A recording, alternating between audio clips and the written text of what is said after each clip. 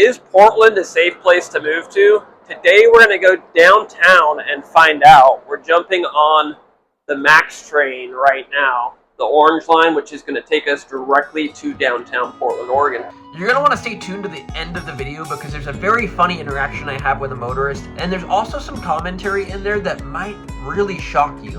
I'm not going to hold back here. I'm living in the moment. This is why you come to a city. You can just live in the moment and vibe. This is Vibe City right now.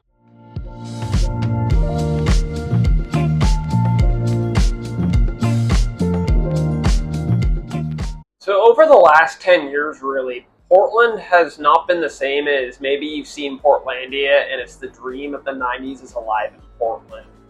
Well, since then we've become a bit of a guinea pig city, and even the locals will tell you that things have not gone smoothly for the last few years especially.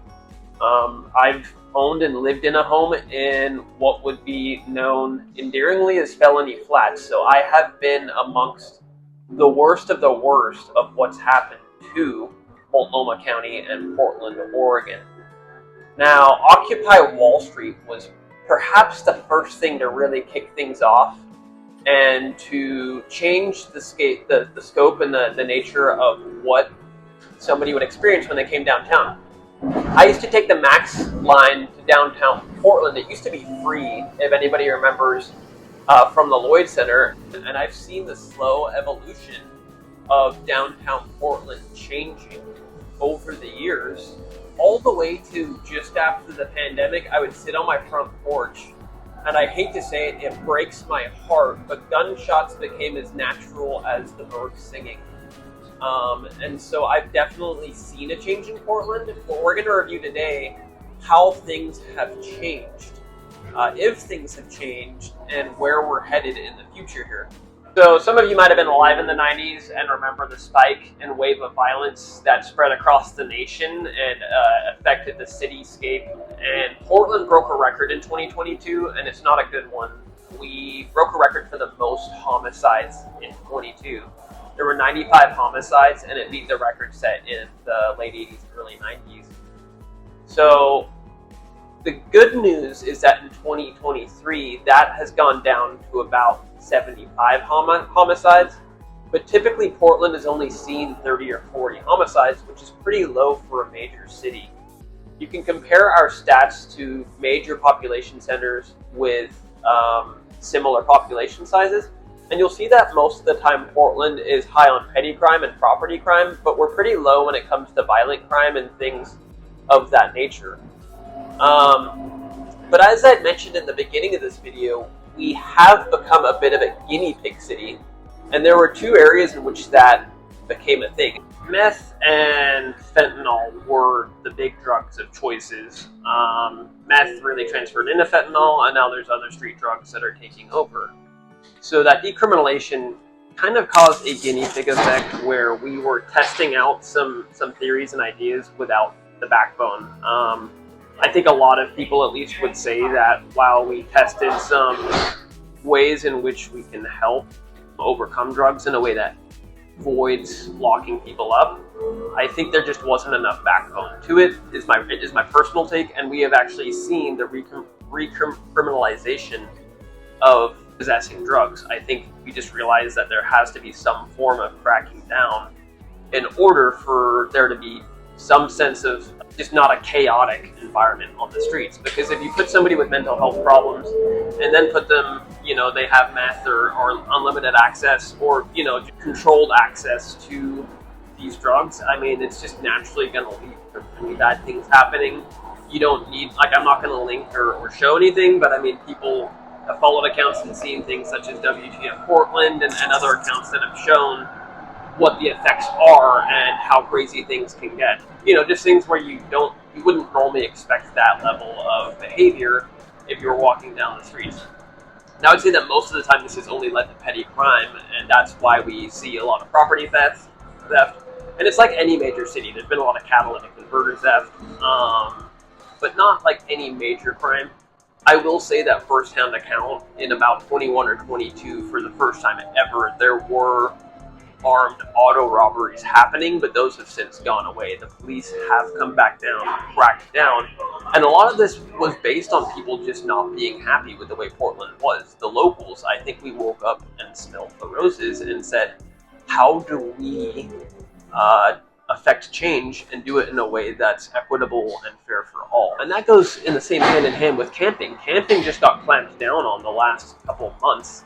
The mayor of Portland just said there will be no more street camping in downtown Portland. So that's been a change that's affected, and people are already seeing, you're seeing a lot of people that are in downtown Portland a lot, and even the people that live on the east side where a lot of the camping takes place, they're saying there is a change happening. You see a lot of people that live on the east side are saying, I'm seeing a lot more patrol cars, I'm seeing a lot more community involvement. It's happened from multiple fronts where people just said enough is enough. Let's see how we can affect change. Now, I mean, Portland has been in main headline news. It's been on Fox News. I mean, at one point, a former president was talking about it on major headline news. Like, it was almost became like the scapegoat, or like the city where everybody could just say, well, at least we're not as bad as Portland. But the thing that they're missing is that they're just looking at the headlines and they're not actually walking downtown. And a lot of the times you'll see, like, the people that hate Portland the most, you ask them, well, when's the last time you visited Portland, or when was the last time you were really there?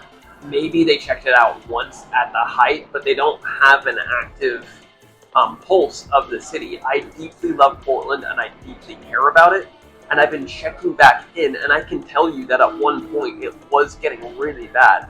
And I mean, I have personally moved out of Multnomah County, but I live 10 minutes south of the major city. I did not leave the Portland metro area for a reason. I love Portland. When we see the headline news of what is really happening in Portland, we're about to go downtown and actually walk it. And I've got my daughter, Rosalind, with me, and she's going to come check it out as well. So we're excited to just walk around. It's a nice sunny day, and I hope you guys can see yourselves for yourselves, like, what is really happening in downtown Portland. So we're actually in the downtown section. There's the Pearl District, there's Old Town Chinatown. You know, if you go online, you could probably get a walkthrough of really any area. I've been to all of them. Chinatown's definitely like the more run down. The closer you get to the railroads, the bus lines, you're definitely going to see a little bit more camping. The closer you get to the freeways. But I mean, a lot of downtown used to be boarded up, and it's just kind of coming back alive. Today you're going to see a lot of people walking around on the streets because it's a nice, like, not too hot, just perfectly overcast. This is like one of the perfect Portland days where walking around is fantastic. I got my daughter with me, Rosalind. So, you feel pretty safe walking down here?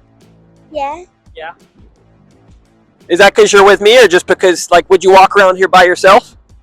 Maybe when I'm a bit older. A bit older, you might. Yeah. I mean, Roz, you're 8. So maybe when you're like, I used to come down here when I was 12 or 13, and I'd come down on the max by myself or with some buddies. And I mean, back then it was just a fun time to explore, a somewhat big city. You're not in London or Tokyo, but you're in a metropolitan area. Lots to do, lots to see.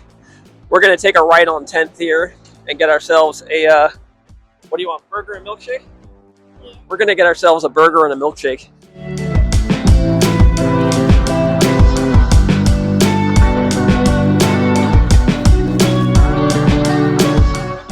So behind us is Powell's Books, which is the world's largest independent bookstore.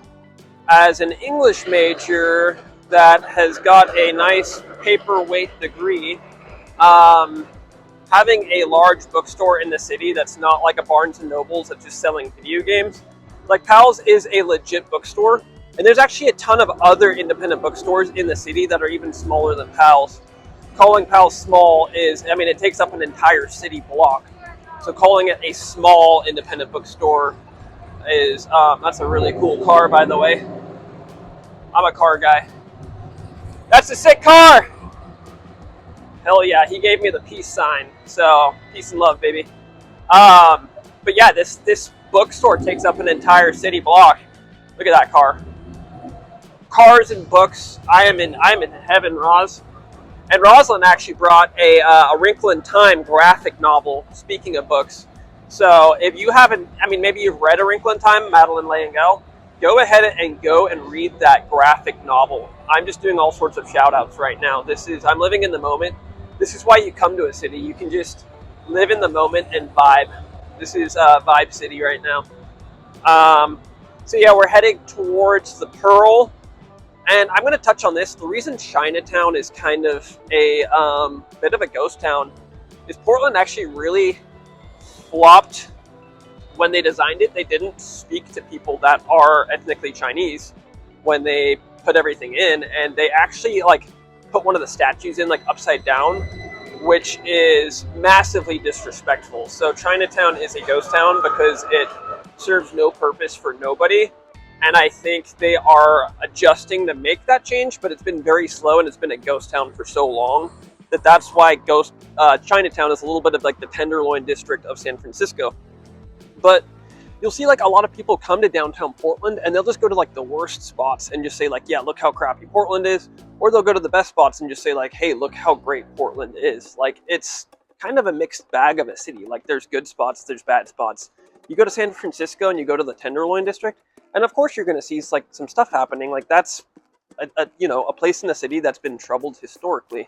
So I would encourage you to come check it out for yourself. Like, come to Portland, take a walk downtown, lock your stuff up in your car. Like, don't leave stuff in your car if you're afraid of property crime. That's just a no-brainer. But like, as far as like the safe walkability of the city, it's definitely walkable. And there's tons to see. And there's tons to see outside of Portland too. So I definitely wouldn't just believe everything you read. I would say seeing is believing. And so that's kind of what I'd leave you with to think about. So you might actually see on the news that the downtown Portland commercial real estate landscape, completely different from residential. I wheel and deal in residential. But the downtown commercial landscape, there's a lot of homes. So like residential homes, this is getting a little bit into the weeds here, but residential homes are done on 30-year loans, and those are fixed rate. On commercial, your loans are a lot closer to an ARM or like an adjustable rate mortgage. And so what you're seeing right now is that from the work from home bubble happening, and so a lot of people have no longer need their commercial space, you're going to see a huge vacancy in downtown Portland commercial real estate. So that just opens up the question of what is going to happen to the downtown Portland landscape. You've got downtown Oregon City, and downtown Vancouver is actually already renovated, but downtown Oregon City is well on its way. Will downtown Portland survive as other suburbs kind of take... it's not really competition because people are going to still flock to both areas, but it's going to be very curious to see like what happens to the Portland downtown landscape in the next 5 or 10 years as these commercial loans come due. Like, is it going to create a bloodbath, or is it just going to be normal? People are going to find a way. I personally think it's going to create a great opportunity to turn commercial buildings into residential, open up a ton of residential housing units in places that are going unused. And I think it's just going to take a little bit of ingenuity and thinking outside of the box, which Portland's been famous for. I mean, we're a city of dreamers, a city of thinkers, and a city of doers, a city of shakers. So I honestly believe that we can. If anybody can do it, Portland can. So we're just going to kind of like see what happens in the next 5 to 10 years, what happens to those commercial buildings. Thanks for making it to the end of this video. Feel free to subscribe down below because we're going to have another one dropping next week. And feel free to sign up for my headhunters list where I will find the perfect property in Portland, Oregon. If you're flying into PDX anytime soon, I would jump onto that list so we can be ready to go to show you some homes in the area.